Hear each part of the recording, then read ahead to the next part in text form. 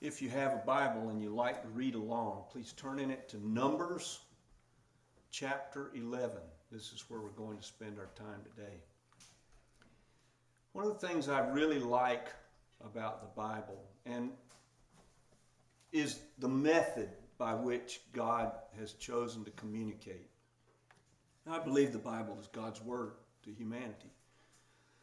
But unlike every other what you would call religious writings, any other sacred writings on the earth, the Upanishads, the Bhagavad Gita of Hinduism, the Quran of Islam, the distinction in the Bible is that God, for whatever reason, now it's not to say that there aren't admonitions and commands, there are those in there, but for the most part, the Bible is a collection of narratives. He has chosen to take people's lives or the lives of nations or interactions and walk us through those stories of what happened to people.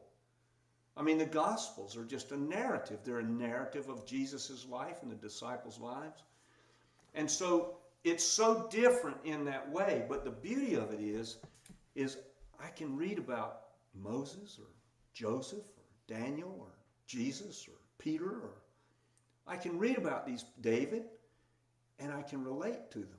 I can see in them they're facing similar things to the things we face. And so the Bible is so unique in that it walks us through people's lives and it tells us these are the things God would have us know.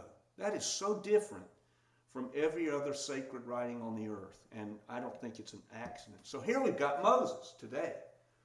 And Moses is at a place in his life wherein he has come to utter defeat as the deliverer of the Jews from the slavery in Egypt. And he's going to speak with God in a way that is very crude. Just crude. As a matter of fact, what Moses is going to say to God today, I get from the atheists with whom I correspond almost routinely. These kinds of things being said. So let's take a look and see what Moses is doing here today and see what we could learn about God, our place in relationship with God, and what God would have us know of who he is. Chapter 11, verse 1. When the people complained, it displeased the Lord. When the Lord heard the complaints, his anger burned. And so the fire of the Lord burned among them and consumed the outer parts of the camp. Now I got to stop there. Just got to stop and consider what we just read. You know, we read things like this in the Old Testament especially, or even in the New, Acts chapter 5. You know, Ananias and Sapphira come up to Peter with their gift and they don't give everything and they fall dead right in front of him. Imagine being in the camp and the people are complaining and all of a sudden the edges of the camp with the people in it catch fire. Just imagine being there for yourself for a moment. Verse 2, the people then cried out to Moses, and Moses prayed to the Lord, and the fire died out. So Moses called the name of that place Terabah, because there the fire of the Lord burned among them. Now the mixed multitude who were among the people craved more desirable foods. And so the Israelites wept once again and said, if only we had meat to eat.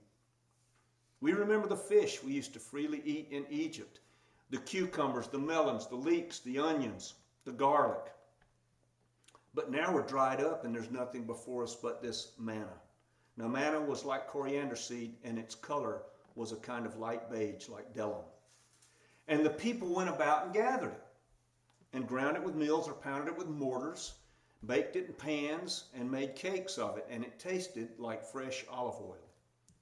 When the dew came down on the camp at night, the manna came with it.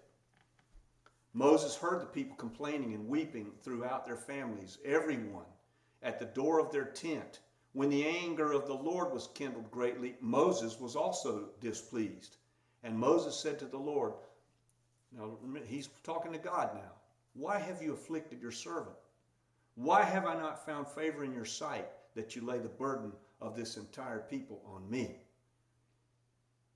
Did I conceive these people? Did I give birth to them? That you should say to me, Carry them in your arms as a foster father bears a nursing child to the land which you swore to their fathers. From where will I get meat to give to this entire people? For they cry to me, give us meat that we may eat. I am not able to bear this people alone because it's too heavy for me. But if you're going to deal with me like this, then just kill me. If I found favor in your sight, then do not let me see my trouble. Now, that's a pretty remarkable exchange with God coming from somebody who's a hero of the faith, Moses. That is pretty remarkable. Moses he's totally honest with God here. He's not trying as, well, let's be real honest within ourselves sometimes. Do we not pray many times to God? And we list off all the wonderful things. And is it not somewhere in us that we might be trying to butter God up just a little bit so that whatever we're asking for actually is what comes to pass? I'll leave that for you to decide for yourself. I'm not going to decide it for anybody. But here you've got Moses in verse 12. He sounds like an unbeliever. He sounds like somebody who doesn't believe in God at all. The person who's going to shake their fist at him. And the people around him are just like, they're of a similar attitude. They are just like us in both cases, Moses and the people. Now think about it. The people have every provision given to them. They don't have to worry about food. They don't have to worry that it's going to be supplied. They don't have to worry about every day. Total supply. But they're just like we are. How many times have you ever been in a restaurant? I'll never forget being in one once with somebody who the plate of food came and it wasn't satisfactory. And you talk about lighting up. And I was kind of shocked because this person was a believer, and I thought, well, what's the big deal here? I'm paying for it, aren't I? I thought, well, okay, I can see that. But what was the anger? What fomented the anger in the person? They felt entitled to have it better. That's all. I paid for it. I'm entitled to have it better. The Jews here in this instance are exactly the same. They feel entitled to something better than they have. They've got everything provided, but they find the means to complain about what's been provided. These people remind me in some instances, I look back on it and I see people like Martha and Mary. You know, when Jesus, he's coming into Bethany. Lazarus has died. Martha and Mary are there. Martha's in the kitchen. She's getting ready for all these people she feels like she's going to have to feed. And Mary comes out and listens to Jesus. And I've heard a dozen sermons on that text. And every time I've heard the sermon preached, it was that Martha was messing up and Mary was doing the right thing. Mary goes out to listen to Jesus. Martha's busy with everything in the kitchen. She's messing up. I don't read that text that way at all. Not at all. What I see is in that particular instance, Martha was being taught a lesson, but it's not telling you and me that the practical aspects of walking in this world don't matter at all. Not at all. Judaism and Christianity are the most materialistic faiths on the planet. It looks to me like, if I'm reading my Bible, that matter, that is the solid stuff in which we live and of which we're composed, matters to God. Matter matters. And this is one of the beauties of Christianity. But you've got this instance here where Jesus looks at Mary and she's listening and Martha's busy and he says, Martha, Martha, you're busy with so many things. You're so concerned with so many things. Mary's chosen the better thing. That's not telling us that what Mary has chosen is the only thing we should ever choose at all. Martha is doing what she sees as necessary. I will never forget this moment. It's one of the most, if I think about things at night, which I often do before I fall asleep, about where I should ask forgiveness, this is one of them. My favorite day of the year when I was growing up was Christmas Eve dinner at my grandma's house. I looked forward to that every year for a lot of reasons. One, my favorite cousins were coming and they only came once a year. So I knew we were all going to be together, the four of us, the four kids, out in a room. My grandmother would set us a table out in another room of the house where we would have our own thing going. You know, I love that. I didn't have to listen to the adults talk about stuff I didn't care about. Most of the adults in the other room smoked, and I didn't have to sit in there smoke. We had our own thing, and I knew the food was going to be incredible. So I got to the point where I was a teenager, and on this particular year, I was in there, and my grandmother was getting the plates ready where we were going to be sitting at this little table for 4. And she says, okay, now Dawn's going to sit here, and Abigail's going to sit here, and Gary's going to sit here, and you're going to sit here. And I, in my rebellious nature as a teenager, said, I'll sit anywhere I want. Now, think about it for a minute. And my grandmother looked back at me with a face I had never seen on my grandmother. It hurt her for me to say that. But why? She had invested all this time and energy all day long in making this ready for us to have, to enjoy.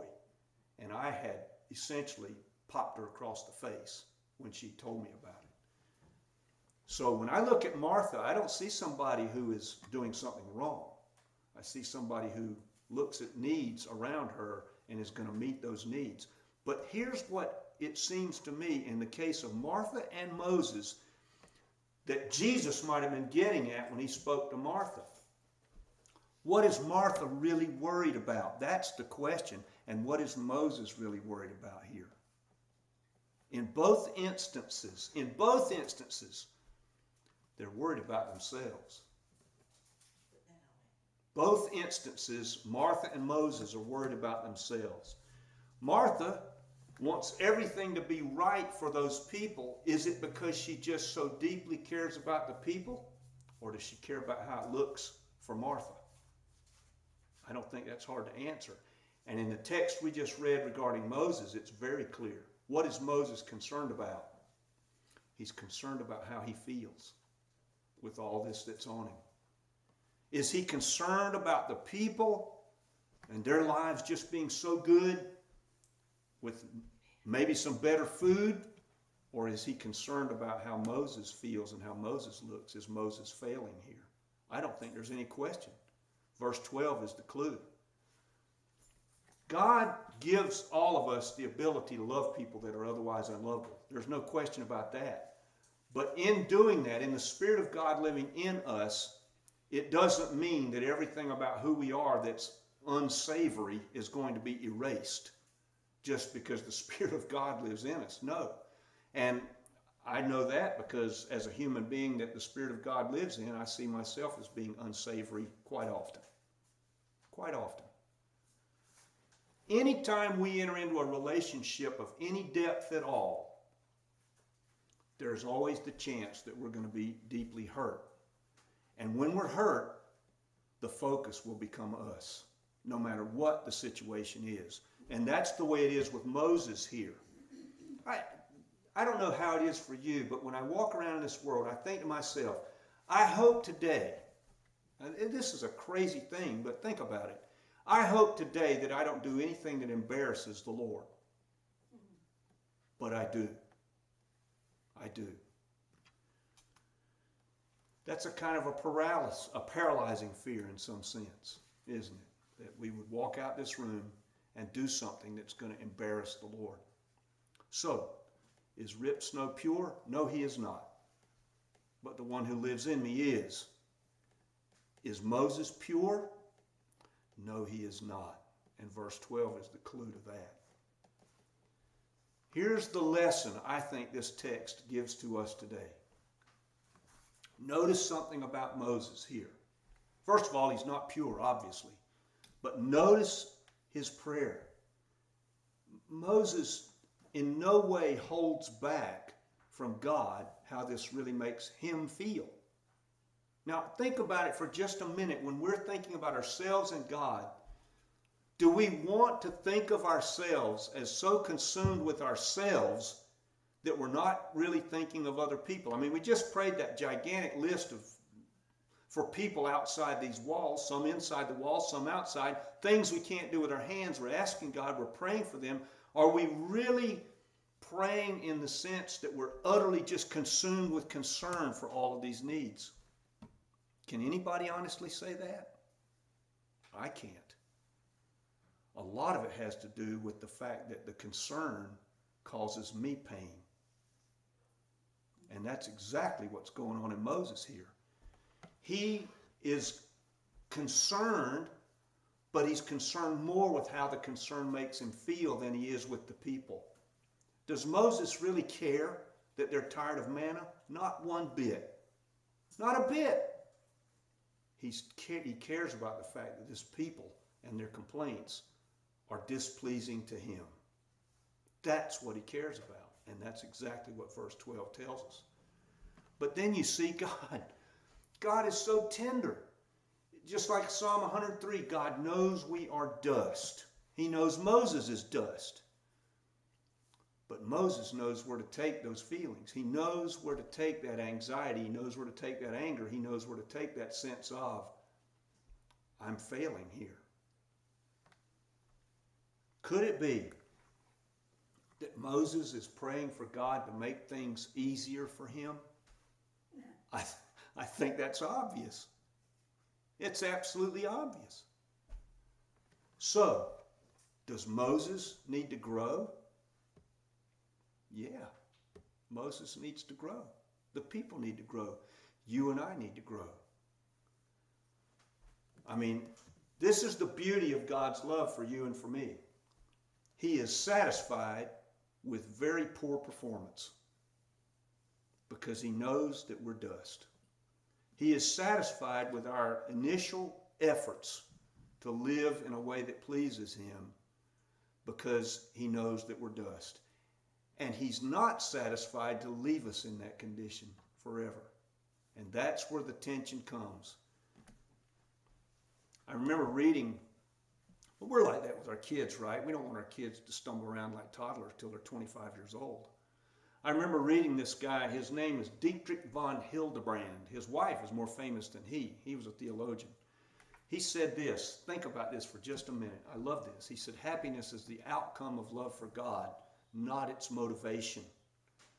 In other words, if we are going through life looking for things to be easy, and we think that coming to God is going to provide that, we're looking for the wrong thing altogether. There was a blind man who sat on a bench, and every day he would go there at exactly the same time of day. People could set their watches by this guy. He was blind. He carried a bag. In the bag he had some bird seed because he liked to feed birds. He couldn't see them, but he could hear them. And he carried a lantern. And so he would sit down. It was usually about 4:30 in the afternoon. Now, once it got to be wintertime, of course, it's dark in just a little while. He would sit down at 4:30, no matter what time of year it was, and light the lantern. And so finally, one of the residents of the town who saw this happen every day said, I'm going to go and ask him, what's the deal with the lantern? I mean, he's blind. So comes up to the guy and says, sir, and real kind about it, wasn't trying to make trouble. He just said, sir, why do you light this lantern every day? Because the darkness and the light are the same for you, right? You've got this lantern lit. And the man turned to him without a twitch and said, I'm not lighting the lantern for myself. I'm lighting the lantern so that when I sit here, nobody stumbles over me. That just says to me exactly what God is trying to build you and me to be. People nobody will stumble over. We walk around, we show up here, we say things in public settings that let people know. Maybe we pray over our meals in a restaurant. Whatever we do in the public square that people see that, I wonder if that person, they must believe in God. And yet, how many times do people stumble over us? That's why God takes all the trouble to continue to build us into people who, just like the guy with the lantern, nobody's going to stumble over. Moses was no different. Moses was no different.